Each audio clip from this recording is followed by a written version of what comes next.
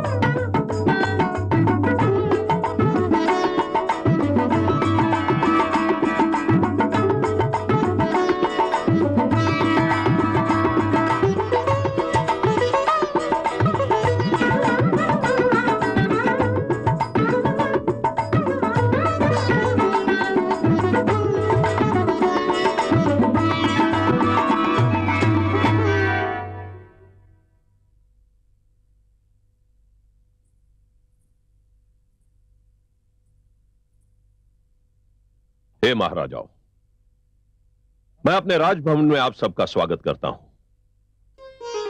मैं आपके पराक्रम से, आपके यश से, आपके शौर्य से भली भांति परिचित हूं। आप उसी प्रकार पृथ्वी की शोभा बढ़ाते हैं जिस प्रकार सूर्य और चंद्रमा नवमंडल की शोभा बढ़ाते हैं। मैं आपके बल को, आपके तेज को बारंबार प्रणाम करता हूं।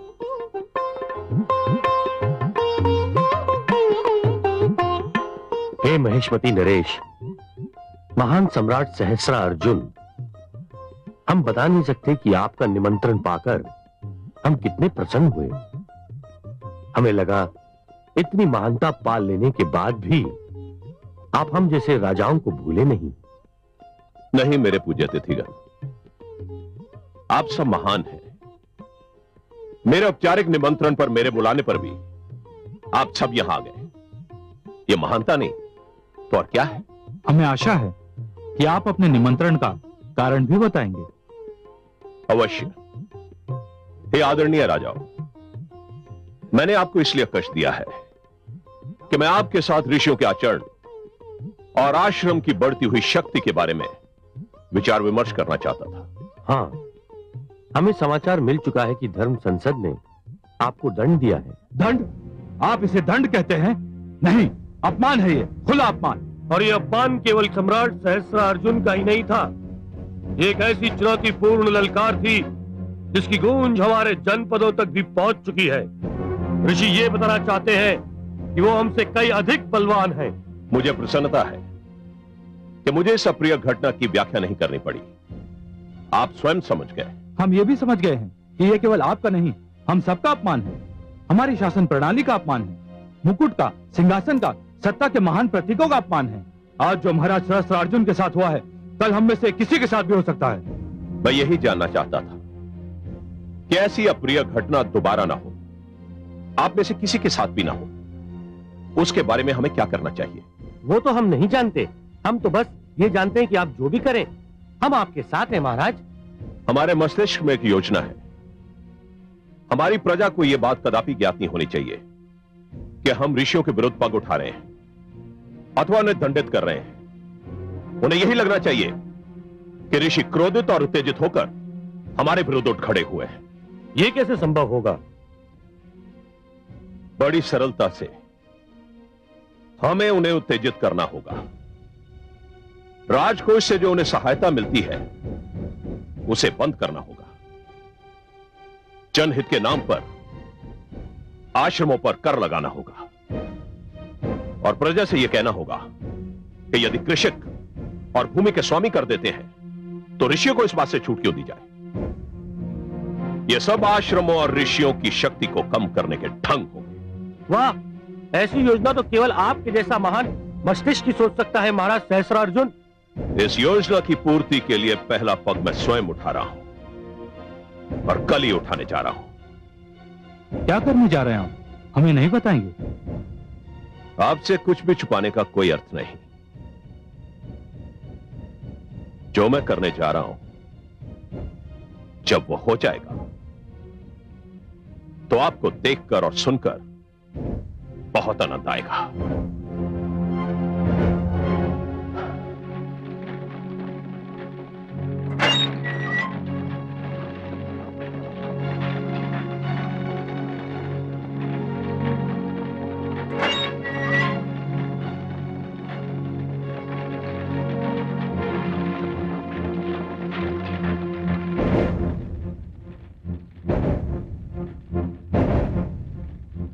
मैंने तुमको कितना रोका कि सुनार अभी जाग रहा होगा, उसके घर में मत घुसो, लेकिन तुम लोग नहीं माने। अंततः हम पकड़े गए ना।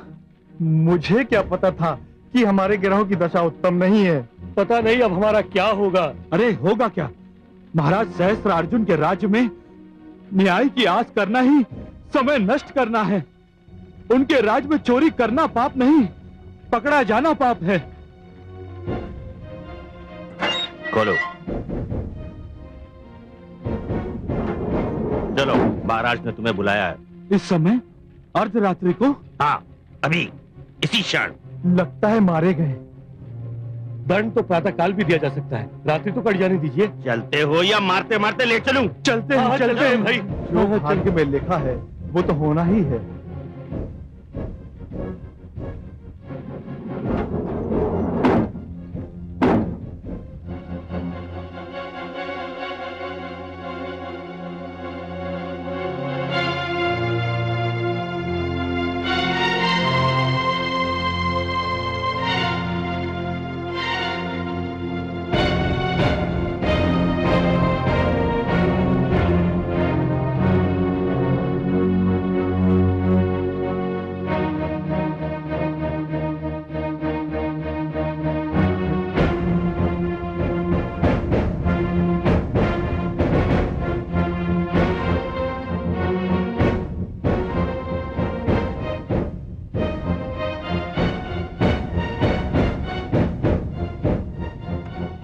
महाराज की जय हो। अभियुक्त उपस्थित है महाराज। तुम जा सकते हो।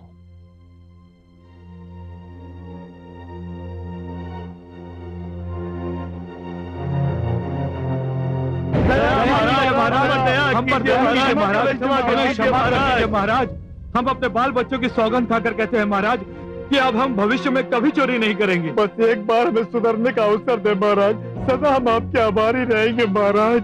यदि चोरी के आरोप में हमारे हाथ काटे न जाए तो हम इन हाथों से जीवन भर मंदिरों की सीढ़ियां स्वच्छ करेंगे महाराज।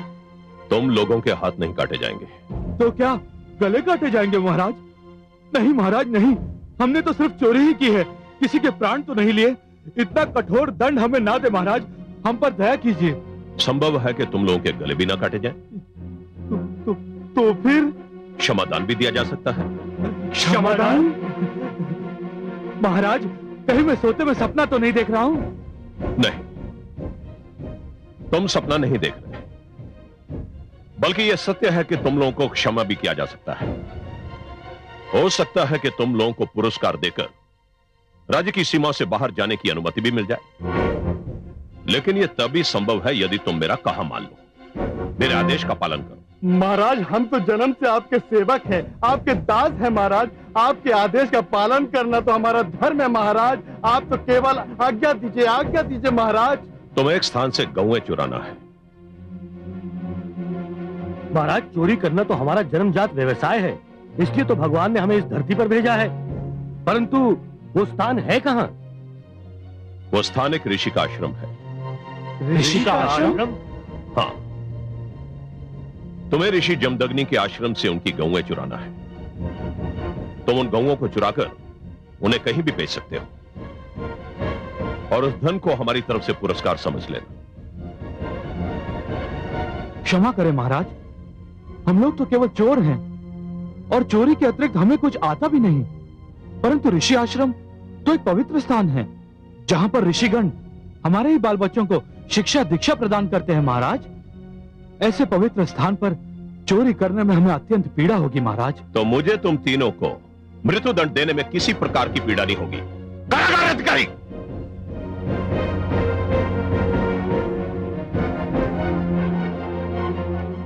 आज्ञा महाराज। इन तीनों को ले जाओ और भोर होने से पहले इनका वध कर दो। हमें सब स्वीकार है महाराज, जो आप कहें वह सब स्वीकार है। हम अभी जाते हैं, चोरी करते हैं महाराज। हम आपके आदेश का पालन करेंगे महाराज। जान लो, अगर हमारे साथ किसी प्रकार का कोई छल किया तो उसका परिणाम अच्छा नहीं होगा। जाओ। ठीक है महाराज, धन्यवाद महाराज। धन्यवाद।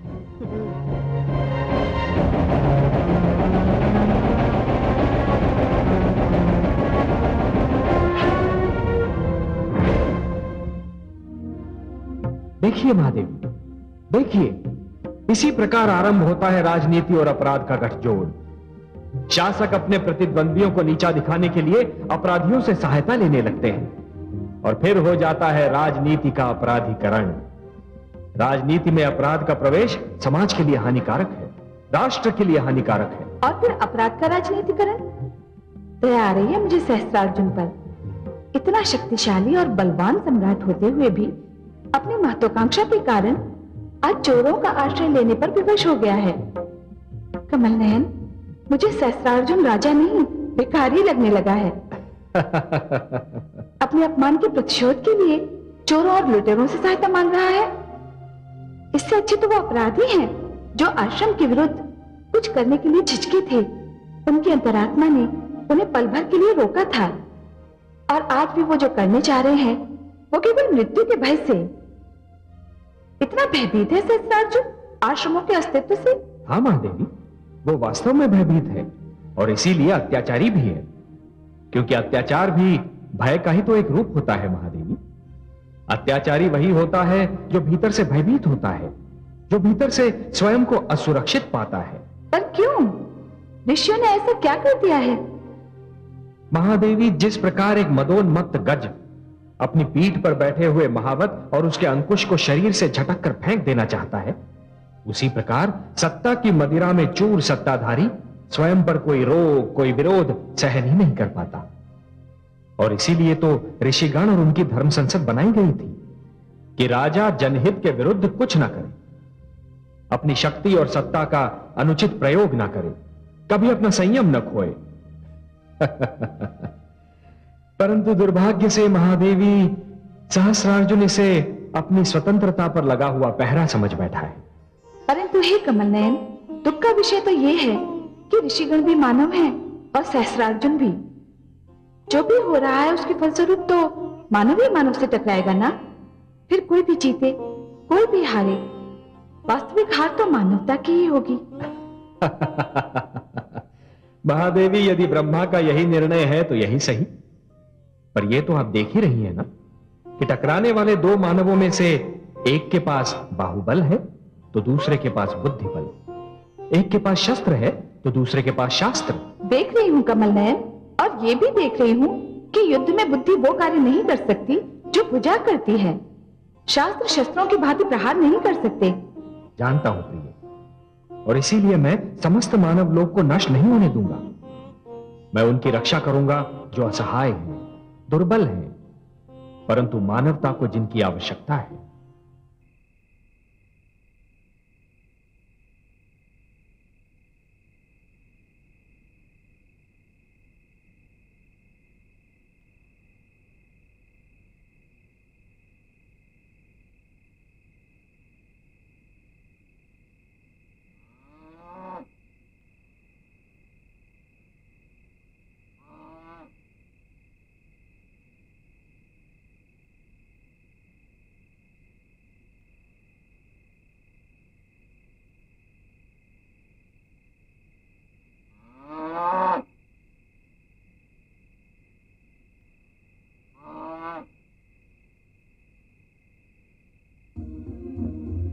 हमें क्षमा कर दीजिएगा ऋषिवर, हम विवश थे। हम जो भी कर रहे हैं उस पर हमारी अंतरात्मा हमें धिक्कार रही है। परंतु चोरी हम अपने प्राणों को बचाने के लिए कर रहे हैं।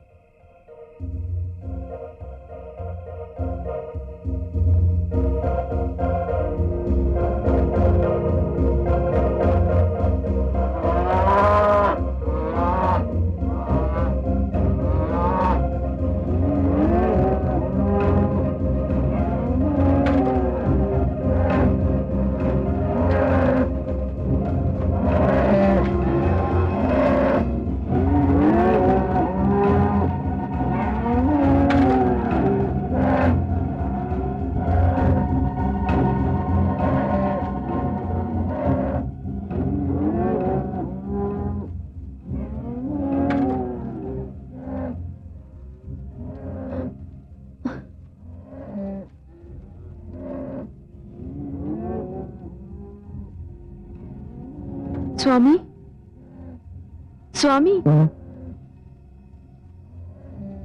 क्या हुआ देवी? ये असमय कौवे क्यों रंभा रही हैं? अंधेरे में कुछ देख लिया होगा, अन्यथा इस आश्रम में तो कोई भय नहीं। मैं देखती हूँ। नहीं नहीं, तुम कष्ट ना करो, तुम गर्भावस्था में हो, तुम विश्राम करो, सो जाओ, वो अपने आप चुप हो जाएंगी।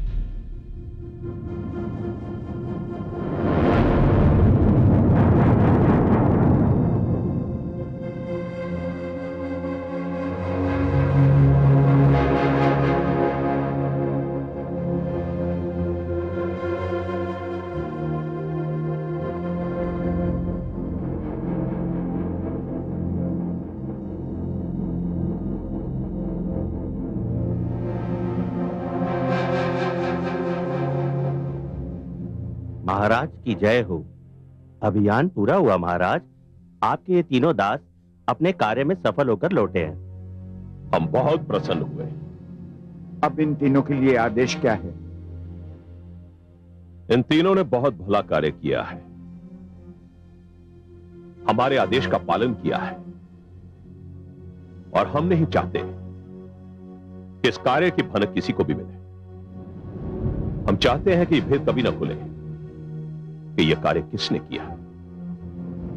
हम नहीं चाहते कि यह रहस्य कभी भी प्रकट हो कि यह कार्य किसने करवाया है।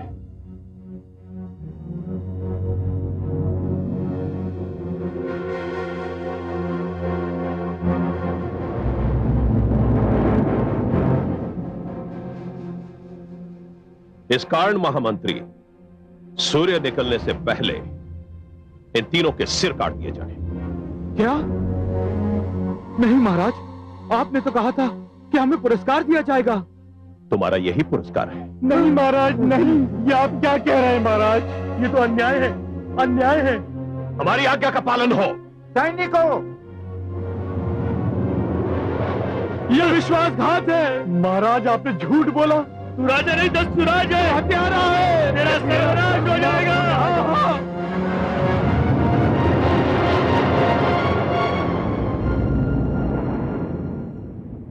राजा को ईश्वर के अधिकार प्राप्त होते हैं, और ईश्वर कभी भूल नहीं करता।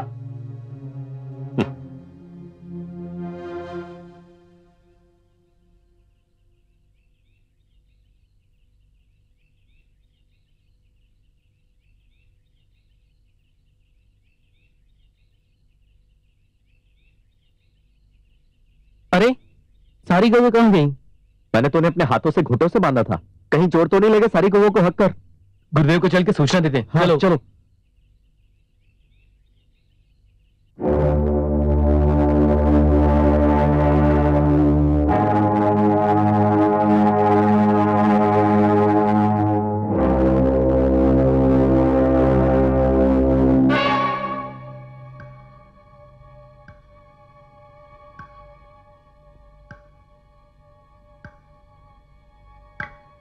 प्रणाम महाराज।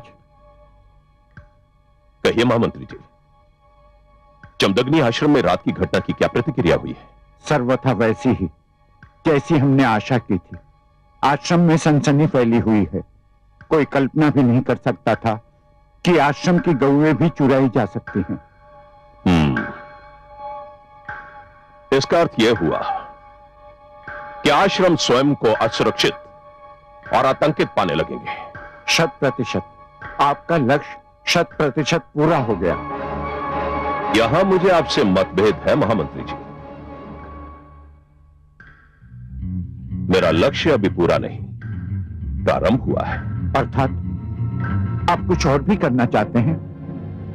हां महामंत्री जी, हम जो कुछ करना चाहते हैं उसके लिए आपको हमारा आदेश लेकर ऋषि जमदग्नि के आश्रम जाना होगा। जी, मुझे? हां महामंत्री, स्वयं आपको।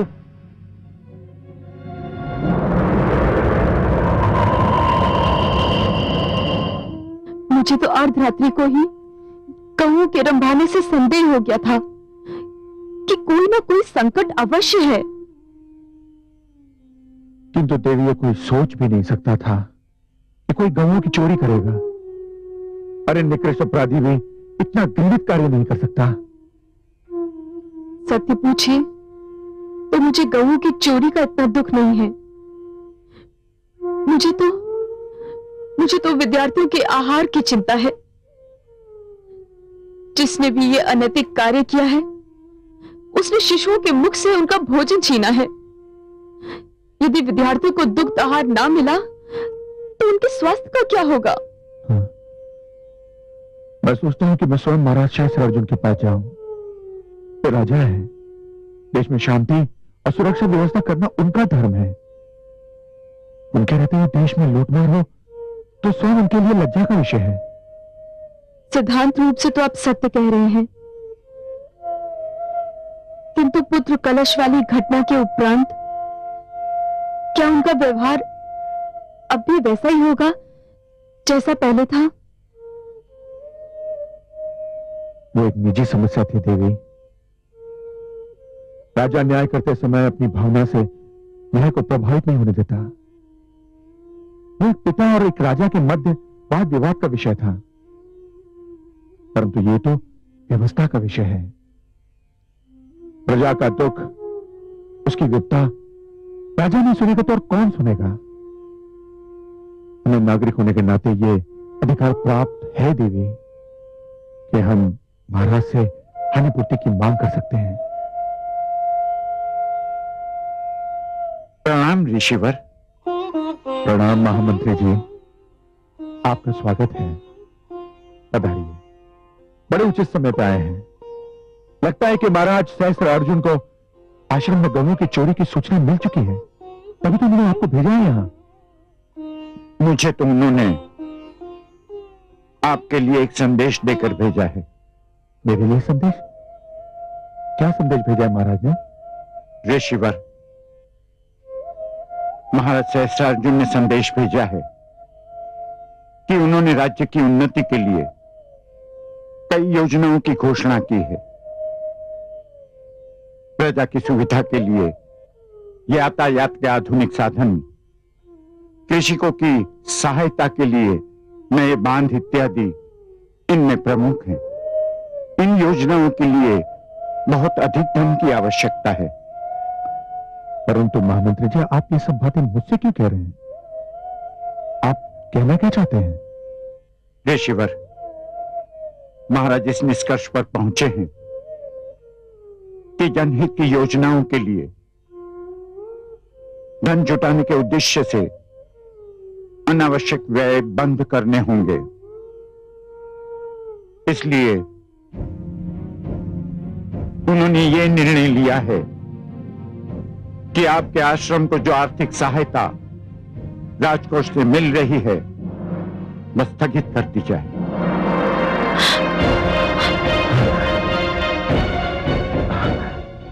क्षमा कीजिए महामंत्री महोदय, परंतु इस आश्रम में बालकों को शिक्षा दीक्षा दी जाती है, उन्हें विद्याएं सिखाई जाती हैं, उनके जीवन का निर्माण किया जाता है। और यदि महाराज इस पर व्यय होने वाले धन को अनावश्यक और व्यर्थ समझते हैं तो मेरी सहानुभूति है उनके साथ। महाराज तो ये भी भली भांति जानते हैं कि जो कुछ भी धन वो मुझे देते हैं, मैं अपने और अपने परिवार के पोषण पर नहीं बल्कि इन विद्यार्थियों और शिक्षार्थियों के खान पान रहन सहन पर व्यय करता हूं। महामंत्री जी, यदि यह सहायता रुक गई तो इन विद्यार्थियों का क्या होगा? अरे शिक्षा ही समाप्त हो गई तो यातायात के साधन और बांध क्या करेंगे? ऋषिवर, मुझे खेद है कि मैं आपके इस प्रश्न का उत्तर नहीं दे सकता। मेरा कर्तव्य था आपको महाराज का संदेश सुनाना, सो पूरा हुआ। अब मैं अनुमति चाहूंगा। प्रणाम। रुक जाइए महामंत्री जी, मेरी बात तो सुन लीजिए। नहीं गुरुदेव, जाने दीजिए महामंत्री जी को, मत रोकिए उन्हें। नहीं पुत्र, ये शेषव विद्यार्थियों का प्रश्न है, उनके जीवन का प्रश्न है। जो इस आश्रम में रहते हैं उनका क्या होगा? इस आश्रम का क्या होगा? यह आश्रम इसी भव्यता से चलता रहेगा। परंतु कैसे पुत्र? इस आश्रम को चलाने के लिए धन की आवश्यकता है, और ये धन कहां से आएगा? धन हम लाएंगे गुरुदेव। तुम लाओगे? तुम कहां से लाओगे? हम नगर नगर जाकर दान मांगेंगे, द्वार द्वार पहुंचकर भिक्षा मांगेंगे गुरुदेव। तुम दान मांगोगे, भिक्षा मांगोगे? हाँ गुरुदेव, और इसमें दोष ही क्या है? जब स्वयं भगवान भिक्षा मांग सकते हैं तो हम क्यों नहीं मांग सकते गुरुदेव? भगवान ने मानवता के लिए भिक्षा मांगी थी, हम शिक्षा और विद्या के लिए भिक्षा क्यों नहीं मांग सकते गुरुदेव? पुत्र, सुन लिया महामंत्री जी, आप प्रस्थान कर सकते हैं और अपने महाराज से कहिएगा कि अब हमें उनके दान की कोई आवश्यकता नहीं। प्रणाम।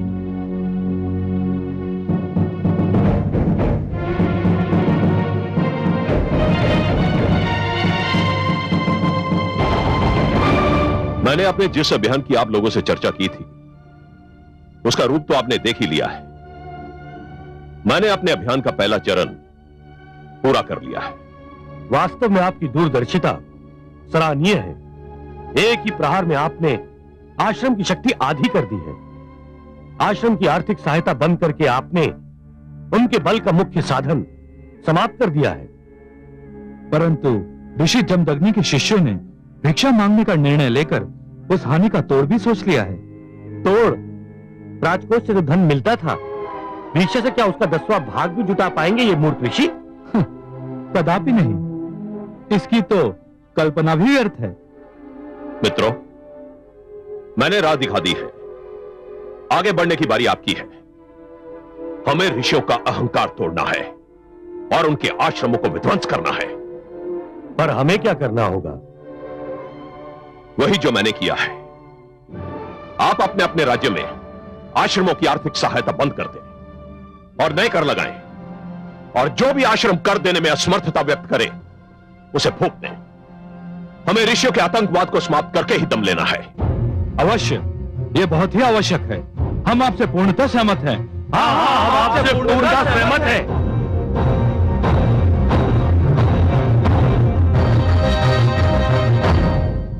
प्रणाम ऋषिगण। क्या समाचार लाए हो शिष्य? ऋषिगण, मैं ऋषि जमदग्नि के आश्रम से आ रहा हूं। वहां एक ऐसी घटना घटी है जिसके कारण पूरे राज्य में असंतोष फैलने लगा है। हमें पूर्व वृत्तांत सुनाओ शिष्य। ऋषिगण, गौओं की चोरी एक ऐसी घटना है जो आज तक नहीं घटी थी, किंतु जमदग्नि के आश्रम से 200 गौएं एक साथ चुरा ली गई हैं, और यह ज्ञात नहीं हो पा रहा है कि इस चोरी में किसका हाथ है। गौओं की चोरी? क्या यह संभव है ऋषिवर? मुझे तो तनिक भी विश्वास नहीं हो रहा, क्योंकि गौओं का मोल भाव तो सार्वजनिक रूप से होता ही नहीं है। इसलिए किसी का धन प्राप्ति के लिए गौओं को चुराना तो समझ में ही नहीं आता। और फिर यहां प्रश्न 1-2 गौओं का नहीं है जो यह समझा जा सके कि किसी ने निजी आवश्यकता की पूर्ति के लिए ऐसा किया होगा। यहां तो प्रश्न 200 गौओं का है। ठहरिए, मुझे देखने दीजिए। हरिओम।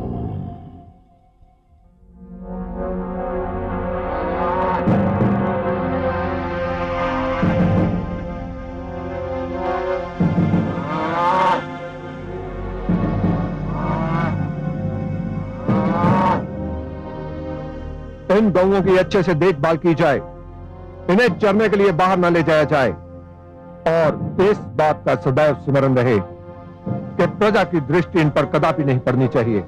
जो आज्ञा सेनापति जी।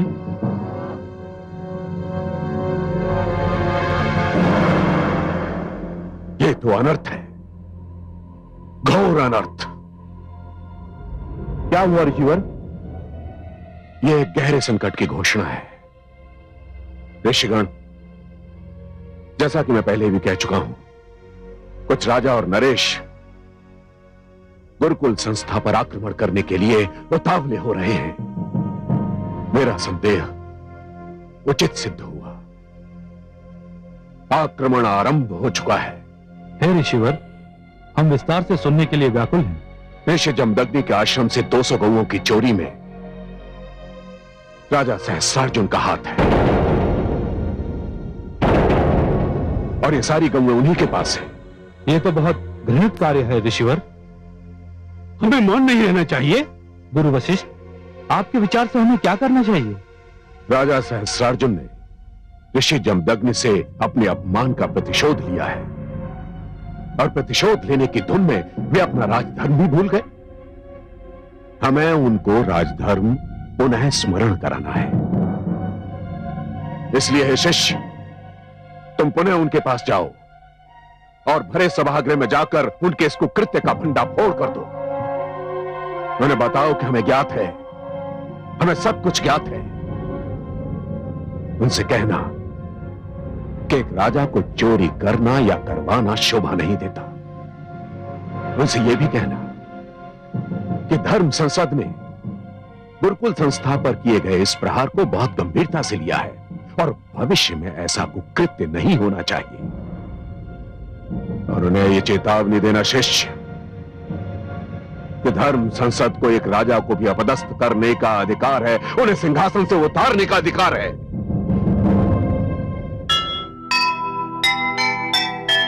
अपनी सीमा में रहे, सबको बांटे न्याय, राजा का ये धर्म है, अपना धर्म निभाए। जिस राजा को हो गया सत्ता का अभिमान, उसका पतन समीप है, रहे सदा ये ध्यान, रहे सदा ये ध्यान। जो सुनेगा ये पुराण पाएगा सुख और ज्ञान, पाएगा सुख और ज्ञान। कर्म को ही धर्म जान, प्रेम की तू छेड़तान, प्रेम की तू छेड़तान। बीते युग बता रहे हैं, बीते युग बता रहे हैं, सत्य पथ पे चल